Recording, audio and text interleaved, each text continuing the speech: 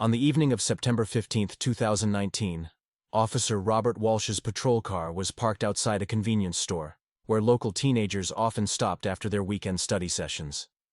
Jordan Woods, a 17-year-old honor student, was walking home after spending 3 hours at an advanced chemistry prep course. The security camera footage, which would later mysteriously vanish, showed Jordan approaching the store entrance.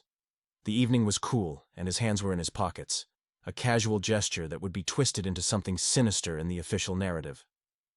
Officer Walsh's initial report claimed he observed suspicious behavior from a young male subject.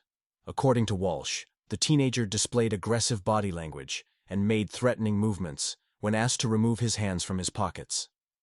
The report specifically noted that the subject appeared to be reaching for a concealed weapon, though no weapon would ever be found. What happened next took less than 30 seconds. Walsh, a 12-year veteran of the force with a history of civilian complaints that had been systematically buried, exited his vehicle. Witnesses would later describe his aggressive approach, though many would subsequently change their statements under pressure. The officer's body camera, which department policy required to be activated during all civilian interactions, was reportedly malfunctioning during the incident. 3 shots rang out in quick succession. The distance between Walsh and Jordan at the time of shooting was measured at exactly 5 meters, a distance that tactical experts would question, as it indicated no immediate threat requiring lethal force. All 3 rounds struck Jordan in the chest in a tight grouping, suggesting a deliberate aim rather than reactive defensive fire. Jordan died instantly. As responding officers secured the scene, they found no weapon, no drugs, no cause for suspicion. Instead, they discovered a physics textbook with college admission essay drafts tucked between its pages, a calculator, and a worn photograph of his father in full military dress uniform, Senior Chief Petty Officer Marcus Woods, who had died serving his country in Afghanistan 5 years earlier. The initial police report, filed that same night, was remarkably brief for an officer-involved shooting. Walsh claimed he had given multiple verbal warnings, though none of the witnesses initially corroborated this claim. The report emphasized the threatening nature of Jordan's movements, but failed to explain why lethal force was the only option considered. There was no mention of attempts to de-escalate the situation, no record of calling for backup, and no explanation for why Walsh's body camera wasn't functioning. As Jordan's body lay in the morgue, his mother, Jess Woods, received the news that would shatter her world for the second time in 5 years. The officer who delivered the news was clinical. The phrase "justified use of force" was used 3 times in the brief interaction. The local media's initial coverage was equally brief, using language directly from the police press release.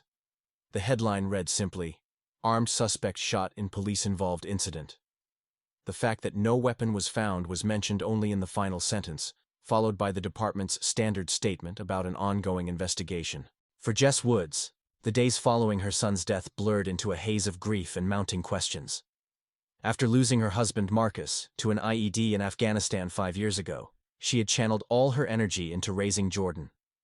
Her life revolved around creating opportunities for her son, carefully managing Marcus's military pension to ensure Jordan could attend the district's top school and pursue his dream of becoming a doctor. The official investigation into Jordan's shooting seemed designed to reach a predetermined conclusion.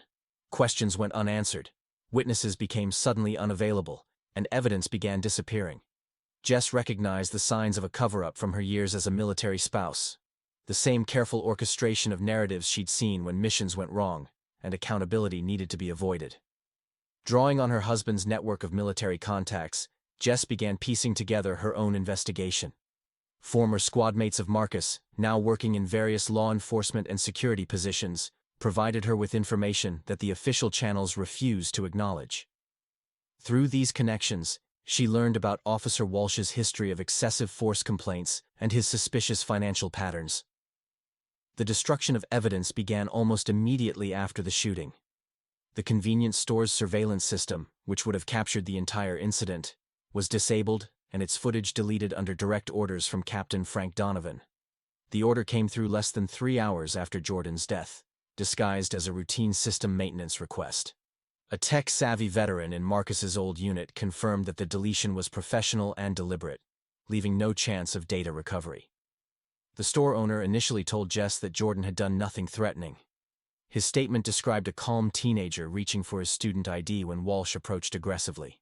But after a late-night visit from 2 detectives under Donovan's command, the owner's story changed dramatically.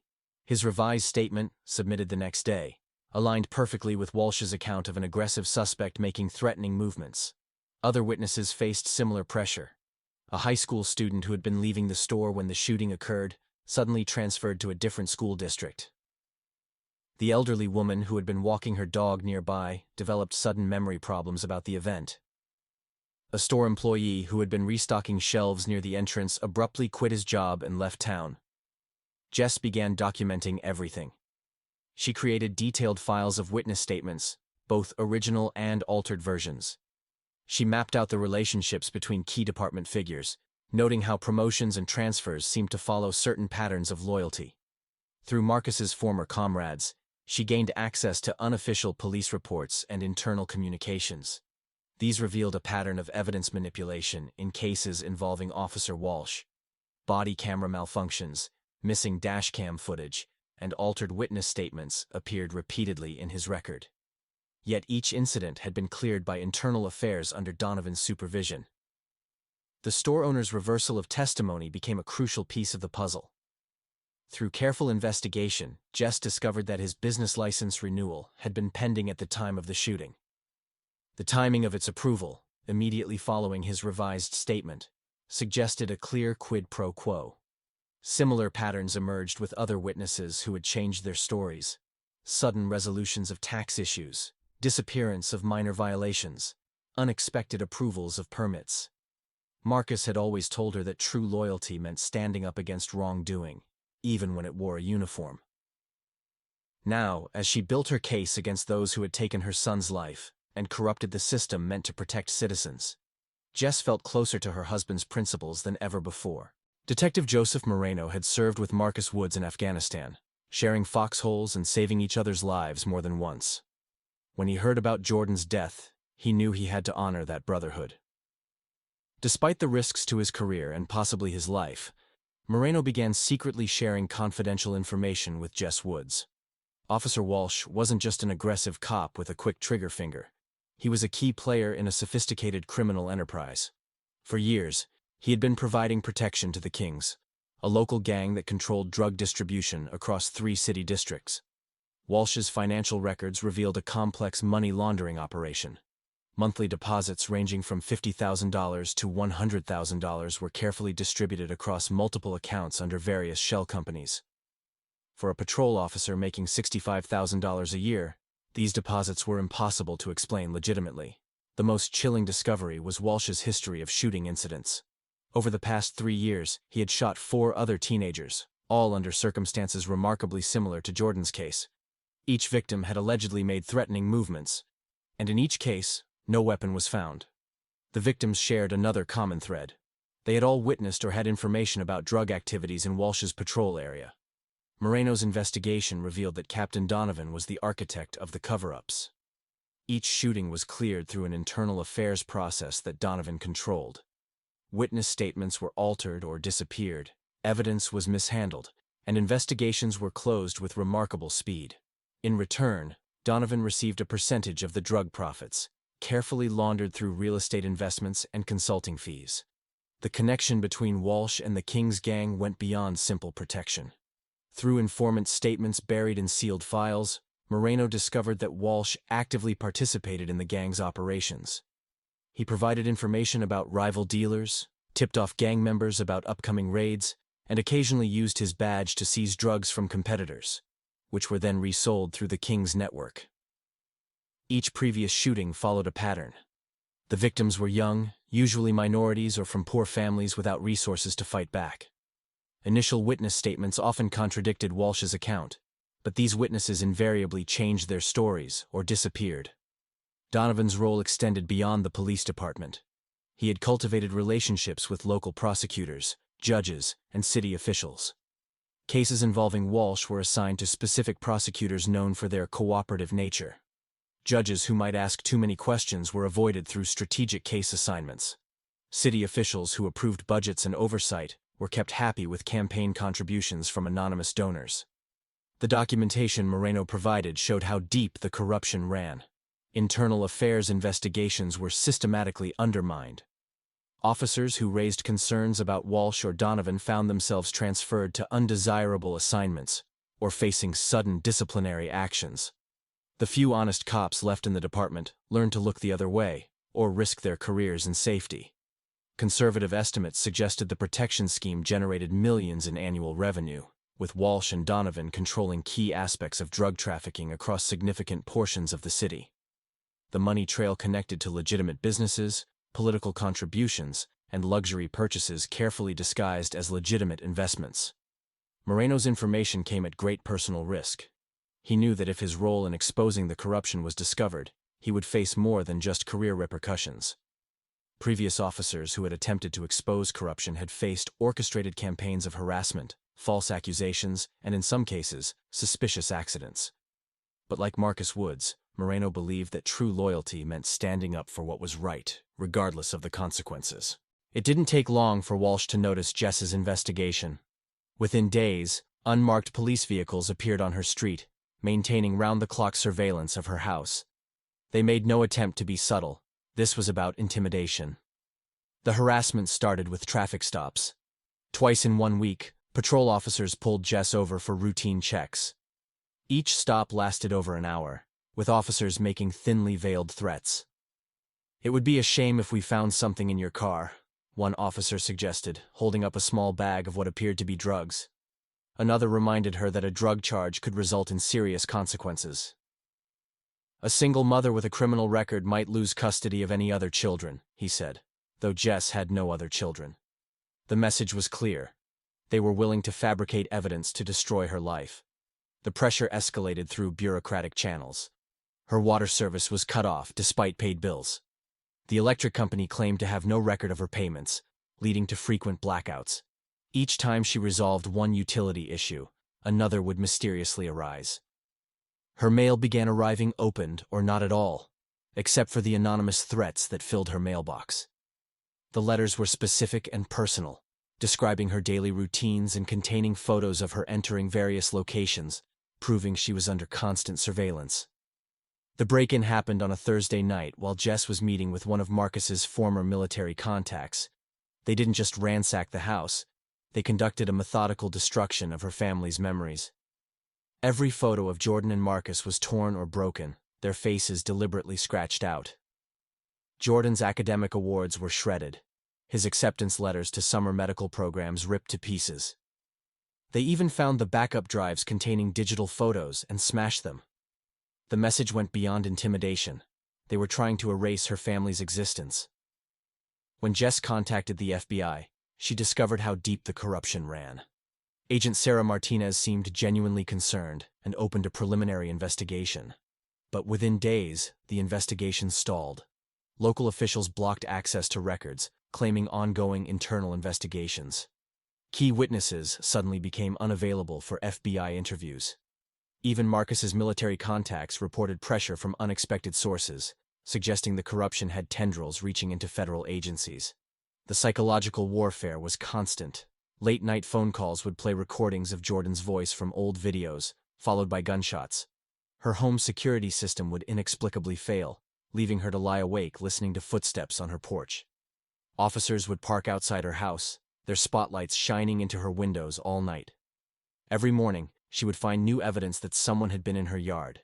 Cigarette butts, moved objects, boot prints in her garden. Even her lawyer faced pressure.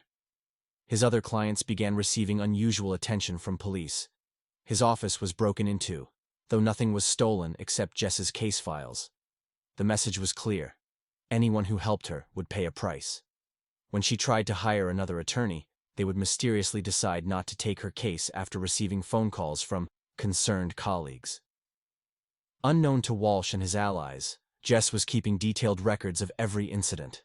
Each threat, each act of vandalism, each suspicious traffic stop was cataloged with military precision. Dates, times, badge numbers, license plates. Through careful observation and information from Moreno, Jess identified Walsh's pattern. Every Friday night, he visited an abandoned warehouse on the industrial outskirts of town. Here, away from security cameras and legitimate businesses, he collected his weekly payments from the drug operation. The routine never varied. He arrived at 11 p.m., met briefly with gang members inside, then returned to his personal vehicle to count the money. Jess spent 3 weeks studying the location. She noted security patterns, camera blind spots, and guard rotations. The gang members maintained a perimeter during meetings but relaxed once Walsh returned to his car. Their overconfidence in his authority created a vulnerability. No one watched the rear approach to the parking area. The 12-gauge Remington 870 shotgun had been Marcus's home defense weapon. He had taught Jess how to use it, making her practice until the loading, aiming, and firing sequences became muscle memory. "It's not about being powerful," he had told her. "It's about being prepared." The weapon had sat untouched in their gun safe since his death, waiting for a purpose Jess never wanted to fulfill. On the chosen Friday, Jess arrived hours early, using the gathering darkness to reach her selected position.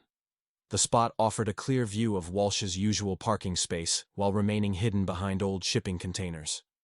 As she waited, she held the last intact photograph of Jordan, a simple school portrait showing his hopeful smile, taken just weeks before his death. Walsh arrived right on schedule. Through her scope, Jess watched him exit the warehouse carrying a duffel bag heavy with cash. He settled into his car, turned on the interior light, and began his weekly ritual of counting his blood money. His arrogance was evident in every movement. He felt untouchable, protected by his badge and his corrupt network. The first 3 shots came in rapid succession, just as Marcus had taught her. The 12-gauge rounds shattered the rear window, the spread pattern ensuring maximum damage in the confined space. Walsh's body jerked with each impact, his hands still clutching stacks of bills. He was trying to reach for his weapon when Jess circled to the driver's side. Jess held up Jordan's photo with her left hand, making sure Walsh saw it clearly. Recognition flickered in his eyes, followed finally by understanding. The last shot erased whatever words he might have said. The entire encounter lasted less than 30 seconds. Jess collected no evidence, took nothing from the scene. This wasn't about money or even proof of corruption. It was about justice that the system had failed to provide. As she left, she placed Jordan's photo on the windshield, secured by the wipers, a signature and an explanation in one. Word spread quickly through the department. Some officers felt a chill of accountability, wondering if their own corruption might carry similar consequences. The courthouse buzzed with tension during the 4-day trial of Jess Woods. Despite Detective Moreno's testimony revealing Walsh's corruption and his ties to drug trafficking, the prosecution maintained a narrow focus on the premeditated nature of the shooting. Evidence of Walsh's criminal activities was systematically excluded from trial proceedings, deemed irrelevant to the act of murder. District Attorney Michael Reynolds, known for his close relationship with the police department, aggressively fought against any attempt to contextualize Jess's actions. When the defense tried to present evidence of harassment and threats against Jess, Reynolds successfully argued that these incidents were unsubstantiated allegations and attempts to deflect from the defendant's calculated act of vigilantism. The prosecution's case was clinical and focused. They detailed Jess's surveillance of Walsh, her acquisition of the weapon, and the methodical execution of her plan. Reynolds repeatedly emphasized the time she spent planning the shooting, using it to underscore the premeditated nature of the crime. This was not a moment of passion, he told the jury, but a calculated assassination. Throughout the trial, Jess sat quietly, her posture military straight, her expression unchanged. She showed no reaction when photographs of the crime scene were displayed, nor when Walsh's partners testified about his exemplary service record, a record that had been carefully sanitized of complaints and suspicious incidents. The jury deliberated for only 6 hours. The verdict, guilty of premeditated first-degree murder, seemed to surprise no one, least of all Jess. The system that had protected Walsh in life was now avenging him in death. Judge Harrison, who had previously signed off on numerous warrant requests from Walsh, took only minutes to consider the sentence. His remarks focused on the need to maintain law and order and prevent vigilante justice. The sentence he handed down, 45 years without possibility of parole, was the maximum allowed by state law. When offered the chance to make a final statement, Jess rose slowly. Her voice was clear and steady as she addressed the court. I lost my husband in a war for justice, and my son to a criminal in uniform. These 45 years were worth it. She made no attempt to justify her actions or plead for mercy. Like every decision since Jordan's death, this too was something she had accepted long ago. As she was led away, the corrupt system congratulated itself on maintaining order.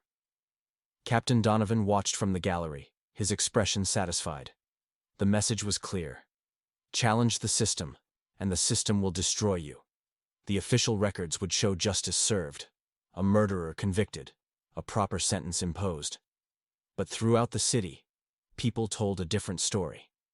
They spoke of a mother who had done what the system refused to do, who had sacrificed her freedom to remove a criminal who hid behind a badge. 3 months later, a federal investigation into department corruption began, prompted by anonymous sources. Several officers resigned unexpectedly. Captain Donovan retired early, moving to a country without extradition.